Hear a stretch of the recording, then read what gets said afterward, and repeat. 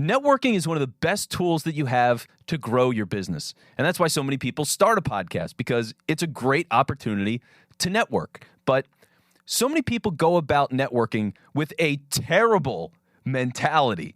And so today we're going to talk about what that terrible mentality with networking is, how you should approach guests when it comes to your podcast, and how you can build real relationships with those guests to turn them into a valuable business connection. So welcome into the show. My name is Vince Quinn.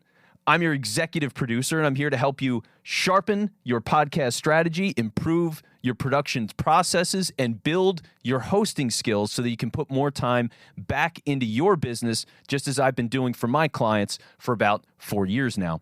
So I want to start with a nightmare scenario when it comes to networking. Now, this was at an in-person event, and I'm there, I'm having a conversation with somebody, we're talking for a couple of minutes, it's good, you know, we're vibing, we're getting to know each other, the energy's right, body language is good, like it's all good. This person comes out of nowhere, and she has a specialty pen. This is not just any pen. This pen is thick. It's like a fat pen. It's heavy, right? This thing feels expensive, and it's also a ludicrous pen. This thing had, obviously it's got the point to write, but on the opposite end of the pen, it had a light.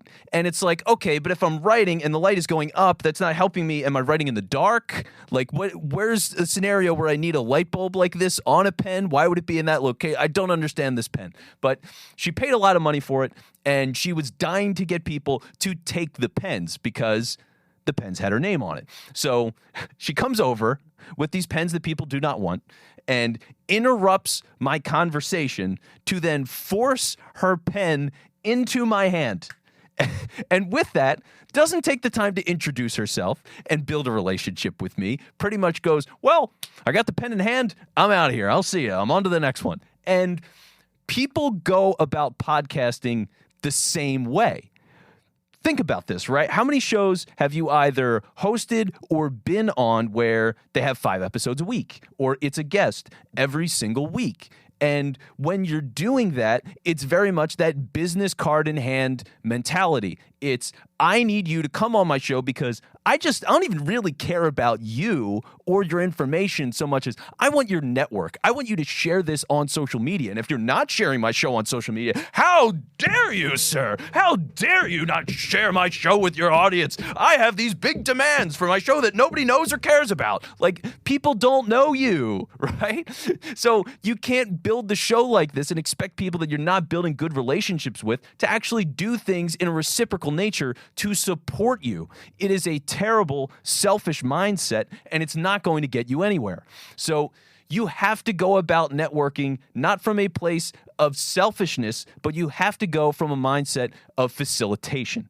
And what I mean by that is, when you're bringing guests on your show and you're doing it for this networking purpose, that is your number one goal. You're looking to meet people, you're looking to build relationships, extend your network. You need to find people that you genuinely are interested in talking to and you think actually help your audience.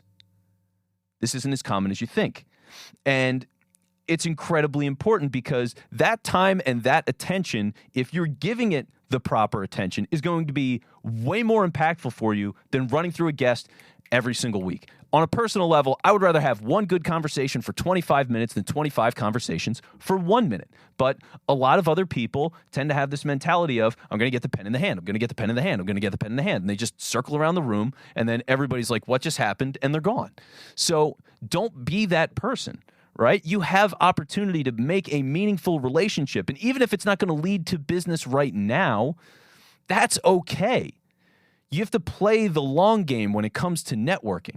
If you get something that's an instant win, awesome. But there's something to be said for talking to somebody at an event or having them as a guest on your podcast. You build a good relationship with them. From there, you stay in touch. And as you've done that, then 2 years from now, 3 years from now, they call you up, or they know somebody that is in need and they make a connection on your behalf out of the blue. You haven't thought about them in 6 months, but you know what? Something came up where a friend in a certain scenario said, hey, well, I need this certain thing. And you're the answer and you're top of mind because you have a good relationship with that person. So they recommend you and now they've brought you business out of nowhere.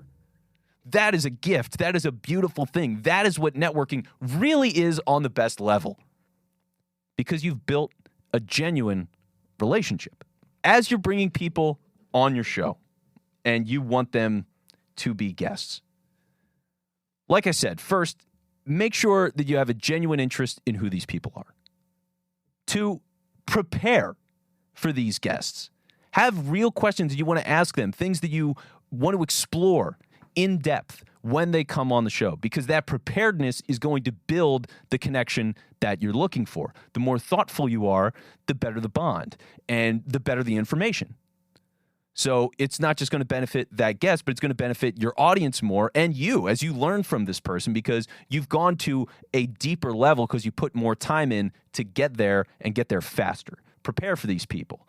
And when you make a connection with them, follow them on social media. Whatever accounts they use, a lot of times when you're screening a guest and bringing them on the show, you probably ask what social accounts they use anyway. It should be easy to find. Follow them on all those accounts. Don't demand that they follow you back either. Same thing like I said earlier with, oh my God, they didn't post the show. How could they? If they don't follow you back, like so be it. But if you had a good connection, a good relationship with them, go follow that person. Because, again, it's not about this selfish nature of how am I getting business out of this right now? What does it do for me and my ego and my likes and my follower count and all that kind of stuff? It's, am I building a connection that's going to lead to business? That is the goal. So that's what this does. And if over time, because people are busy, right? If you're bringing on somebody who's the executive of a business or they're a solopreneur or they're just scatterbrained and not great with social media, there's a lot of reasons why people don't post your stuff or aren't as active on social as they should be. It's a very real problem. So don't take it so personally, but follow them. Like their stuff once in a while. If something they do is engaging, if something comes up that makes you think about that person, shoot them a quick DM. Hey, saw this article, thought of you, thought you might think it's interesting. Here you go. By taking your initial conversation and now maintaining it through social media, that's going to give you these opportunities down the line to bring in that business. And I have seen that with people. I've got somebody who right now, they're starting a sales, like a CRM business. So they're going to go into companies, build out their whole back-end system for sales, and help them manage that. I'm a referral partner for this person because I met them at a networking event 2 years ago. I followed them on social media. I've stayed in touch with them. And when he wanted a podcast partner as part of a sales strategy for a business, he came to me. That's worth the connection. I don't know the name of the person that put the pen in my hand. I don't know what industry they're in. I couldn't tell you what they looked like if you put them in a lineup of 2 people. That's the difference in connection. Those are the things that you want to think about. Again, whether they share the episode or not. I hope this gives you a good understanding of the overall approach of how to do this, how it can benefit your business, how it can benefit your podcast. And if you're doing this podcast and thinking, okay, well, what can I do to apply it? Maybe take less guests. That's okay. If you're doing a guest every single week, don't do that. I don't recommend it anyway. Find the people that, set a higher bar for who you allow. As a guest, it's okay to say no to people. You shouldn't say yes just because they want to be there. This is for your business. This is for marketing, and it's for your own knowledge. So if they're not bringing something to the table that you really want or you're not going to invest in, then why would your audience want that? How does that help your marketing? Take less guests, be pickier, and put more time into the preparation. And if you do those things, you will see results. All right, that's it. That's all I got.